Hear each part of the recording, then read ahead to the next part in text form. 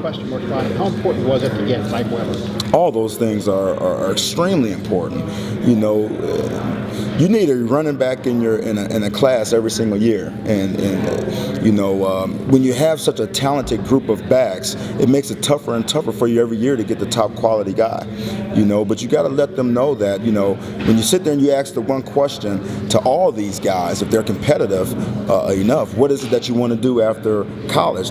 To a man, they're going to say they want an opportunity to play in the NFL. But what's different about the environment that we're creating here from a competitive standpoint than it is in the NFL? There is no difference. And when you get to that point, you know, and make them understand that this is the best atmosphere for you to grow and prepare for an opportunity to be in an NFL room, then it makes sense to them. You know, it makes sense to them, and eventually they get it, and, you know, like Mike Weber, they become Buckeyes. You weren't burned by any flipping, but what was with all, I mean, a lot of high-profile guys in the last 48 hours. Yeah. Have you ever seen anything like that?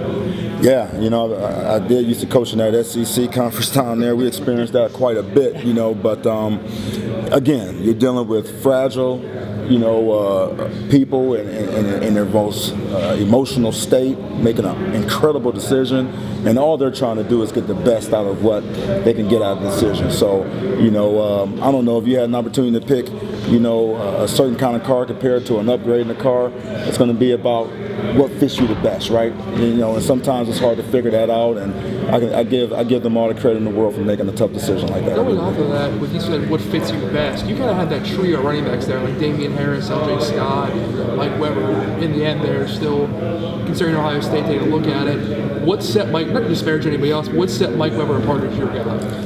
At the end of the day, you know, yes, we have to be a fit for them, but they have to be a fit for us. We have a certain culture that we're trying to maintain in that running backs room. And just because you can play football and run a fast 40 and score a touchdown doesn't necessarily mean you fit that culture, you know. And right away, I knew Mike Weber was a cultural fit. He's an unselfish player who cares about his teammates.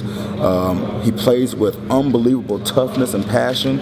And I hope that our backs are representing that right now, because that's exactly what we want in our room. And you know, and I think he felt that, and I think that was ultimately the reason why he chose to be a Buckeye. Any problems on the road, Coach? Any craziness? Miss a few planes? Anything? There's always something. Nothing wacky. I don't have a Tom Herman story from from last year in Atlanta or anything like that. But you know, the road is always unpredictable. But nothing that worth meals, writing about. bad meals? Nothing worth. Or do you get to eat? Barely. You know, you barely get to sleep.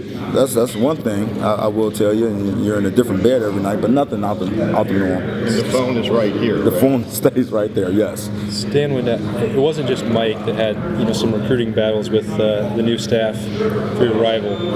It seemed like there was a little more intensity. Did you guys get that sense battling it out in the trenches head-to-head with Harbaugh and these guys for the first time? No doubt. I mean, Harbaugh's presence was felt up north. No doubt about it.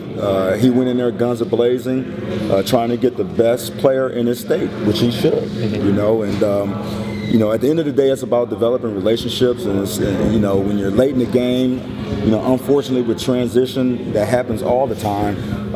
It's tough to get those relationships built, and I'm sure that played a little bit part of that. You know, having recruited Mikey for the last 2 years, I mean, I knew that kid inside out. You know, but yeah, he's gonna. You know, Harbaugh did a great job of getting into the home, and you know, he has a good relationship with a lot of those.